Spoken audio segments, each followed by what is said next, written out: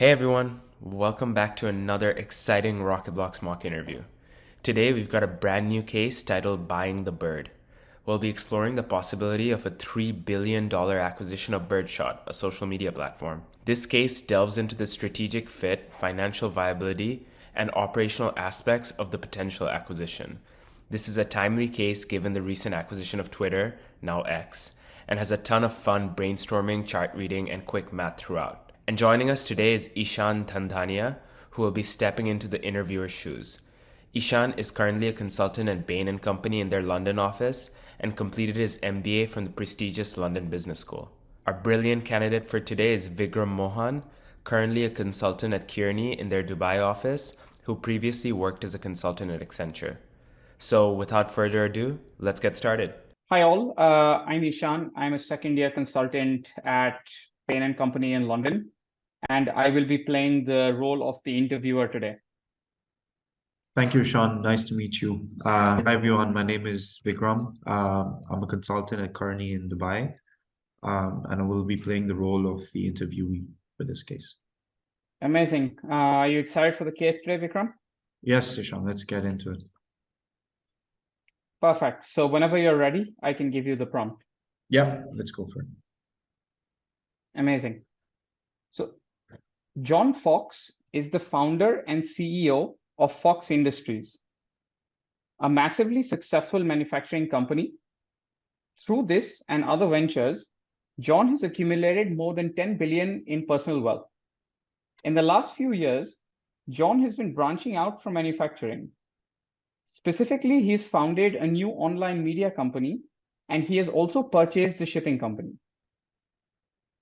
He has been heavily active on a social media platform named Birdshot, using it to launch his consumer retail brand, as well as his sometimes contentious perspectives on business and social issues. Okay. Birdshot's owners are potentially looking to exit and have begun shopping around for buyers. The rumor has it that they don't want to sell for less than 3 billion. John is excited by the idea of owning his favorite social media company. He has contracted your firm to help evaluate the possibility of him buying Birdshot to add to his growing portfolio of companies. How would you help John evaluate the acquisition, and should he buy Birdshot or not?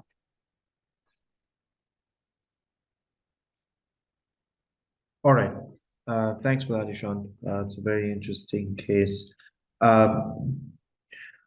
Just a question that comes off the bat is, what is John's primary objective with this purchase? Yeah, so I would say that John's main goal is primarily to make money. But he also wants to expand his identity and brand as a successful business person, and believes that owning an exciting portfolio of companies is the key to his fortune and fame. All right. Sounds good. Okay. If I could take a couple of minutes to come up with a structure, and then we could potentially look at how we can solve this case. Amazing. Go for it. Thank you. All right. So how I would essentially like to tackle this case is by looking at three key buckets. The first one being the financials of acquisition. Second one would be a strategic assessment of the acquisition. And finally, take a look at what are the risks involved with the acquisition, right? So going to my first bucket, financials of acquisition, I would first take a look at what the market share of Birdshot is compared to the rest of social media companies. Secondly, look at what the revenue of Birdshot is.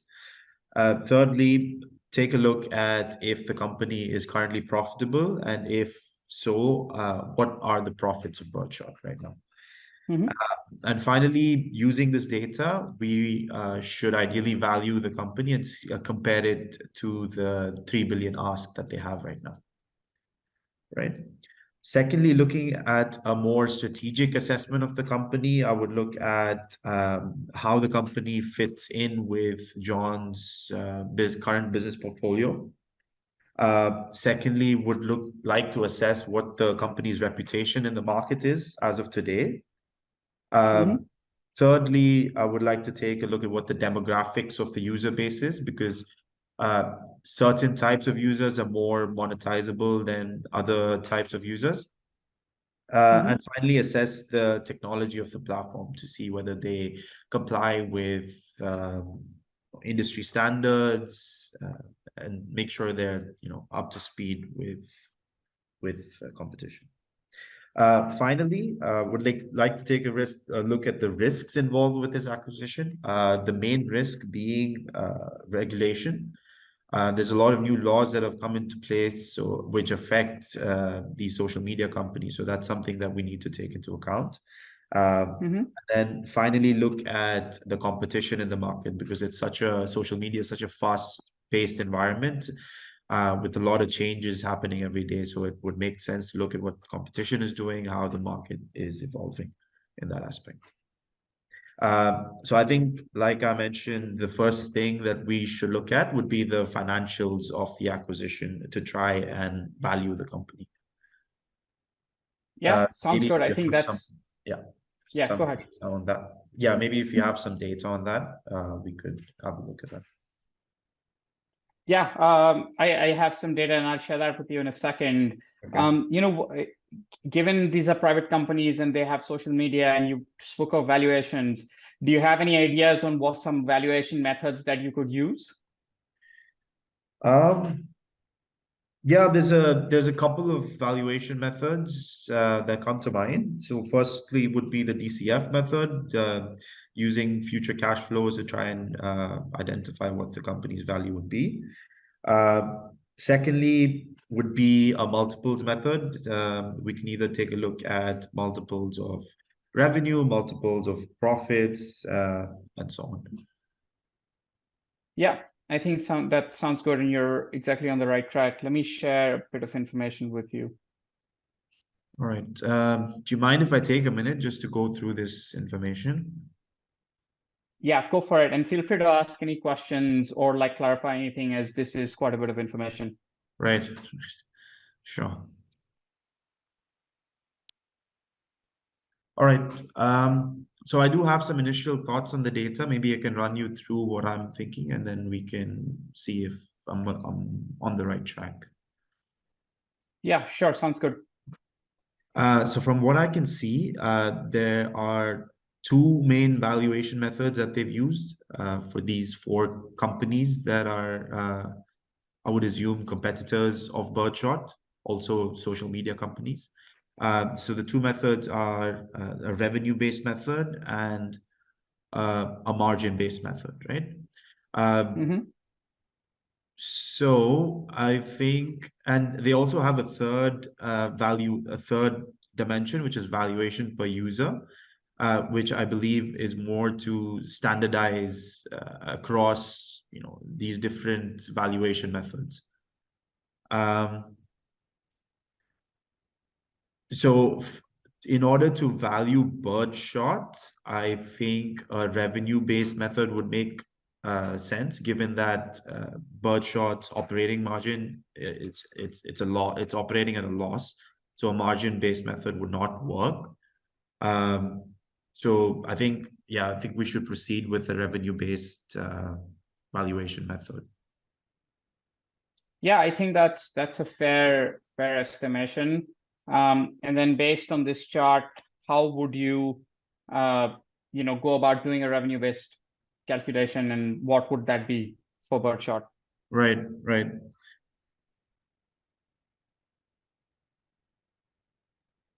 So just initially looking at the multiples, they're vastly different multiples. So company A has a 50x multiple, whereas company B has a 5x multiple.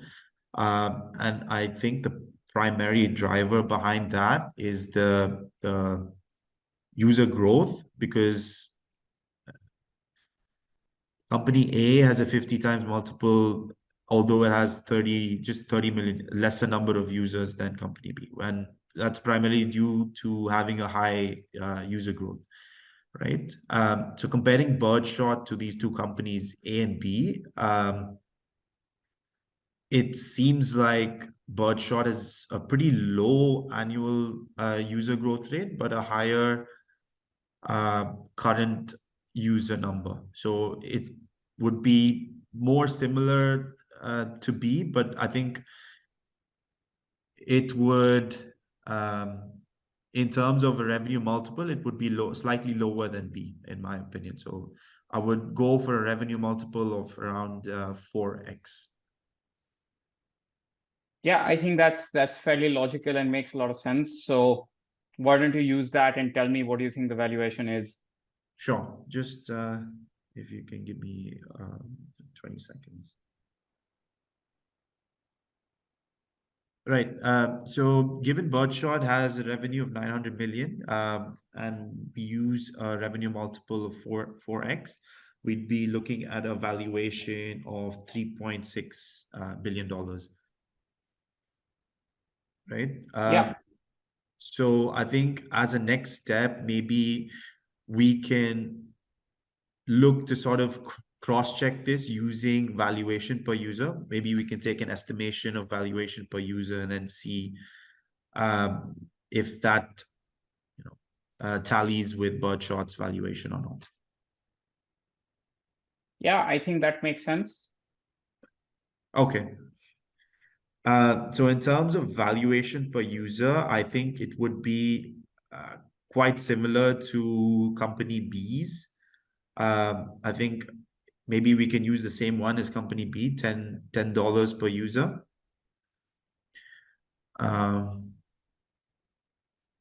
So yeah, and any rationale for that? So I think in terms of a number of users and the annual user growth, it's Birdshot sits very closely to company B.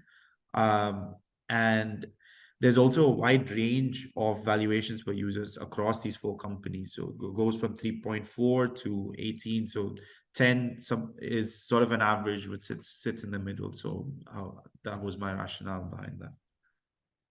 Okay, sounds good. Okay. So taking $10 per user, we would be, and 150 million users, we'd be looking at a valuation of $1.5 billion for Birdshot, which is sort of well below the $3.6 billion valuation that we had.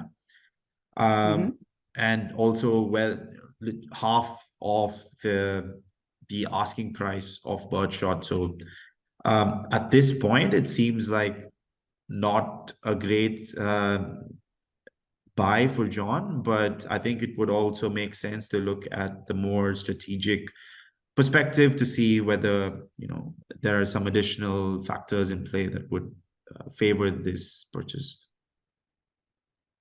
Yeah, I think that makes complete sense. I think as a next step, you mentioned on your framework talking about strategic fit. Based on that, I have a question for you. Would love to get your thoughts on.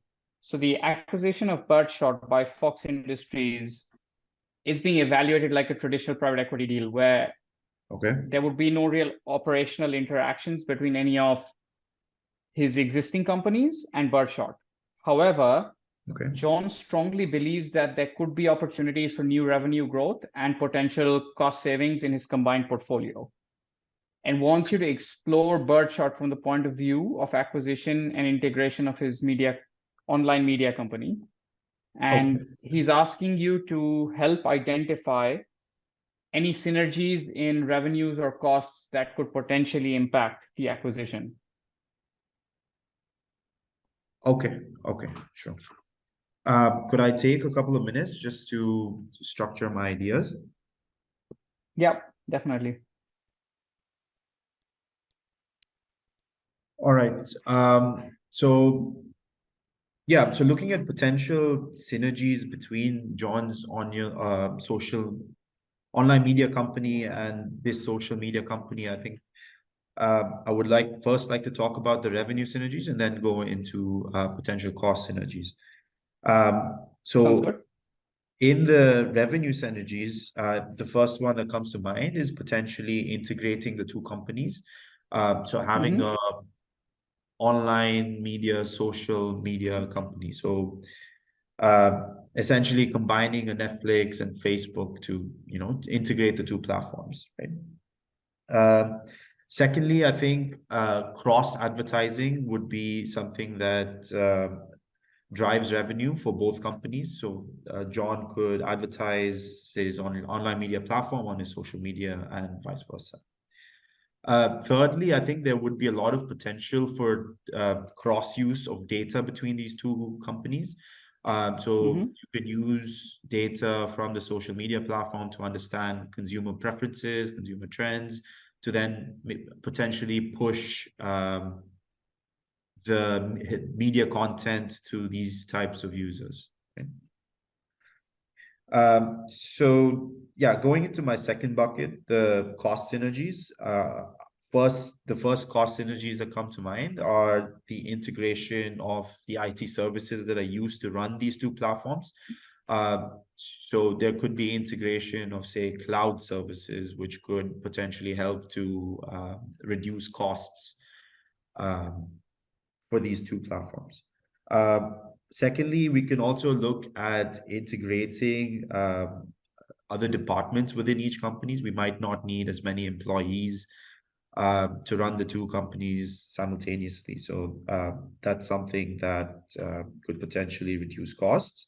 And thirdly, we should also take a look at the facilities that are being used by both companies in terms of physical locations, so that there could be not much, but some room for potential cost savings there. Sounds good. Yeah, I think that's a fair and good evaluation. So what do you think based on these synergies that you've mentioned? So based on these synergies, I do think there's still the synergies that I've just mentioned, they're still not strong enough to beat the $3 billion valuation that they have right now. There's not a lot of synergies that come into play for that $3 billion valuation. So at this point, I would still say that John shouldn't purchase this company. Yeah, I think sounds good. And then, is there anything else that you would like to evaluate? Yeah, so I think to sort of make the case a lot stronger to say, John, don't purchase this company, I think we can look at potential, the final bucket, which is the potential risks involved with the acquisition.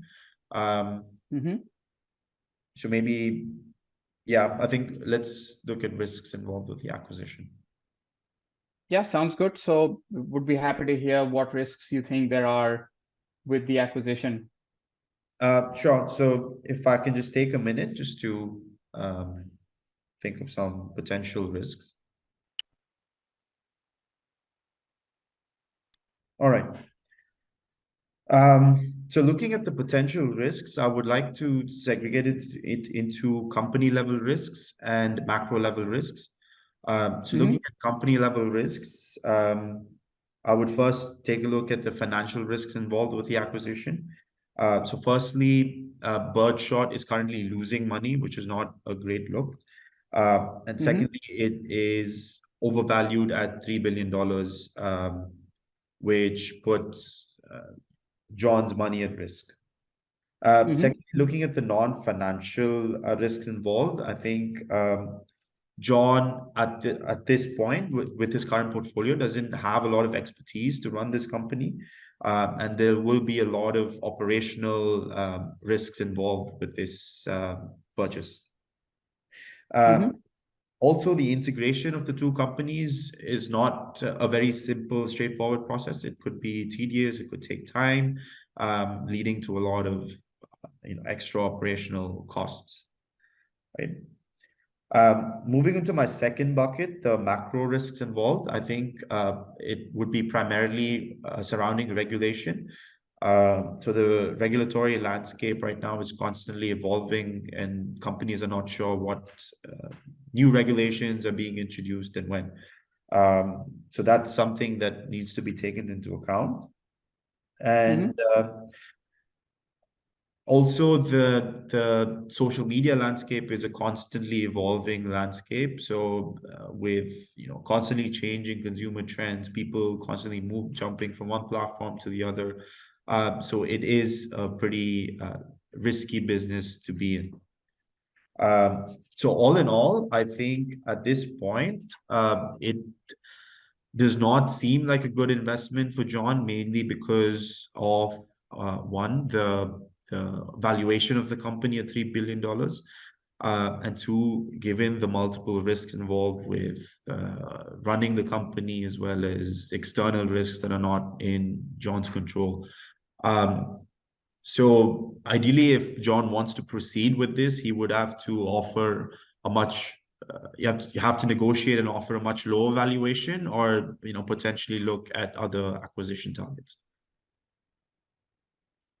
Yeah, I think that's all a fair assessment. So as to close off, could you maybe synthesize your thoughts for John and give him what your recommendation is?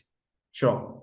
Yeah, so again, like I mentioned, I think at this point, it does not seem like Birdshot does not seem like a good purchase for John, mainly one, because of the high valuation at $3 billion, and two, because of the risks involved with integrating the company, as well as external risks that are not under anyone's control.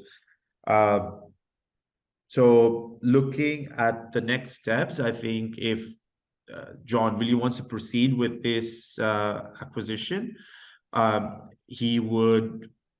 it would make sense to negotiate a much lower at a much lower valuation, or potentially look at other acquisition targets. I think that makes sense, and thank you so much for that, Vikram. And just as closing thoughts, maybe would you have a number in mind that John should give as an offer for Birdshot?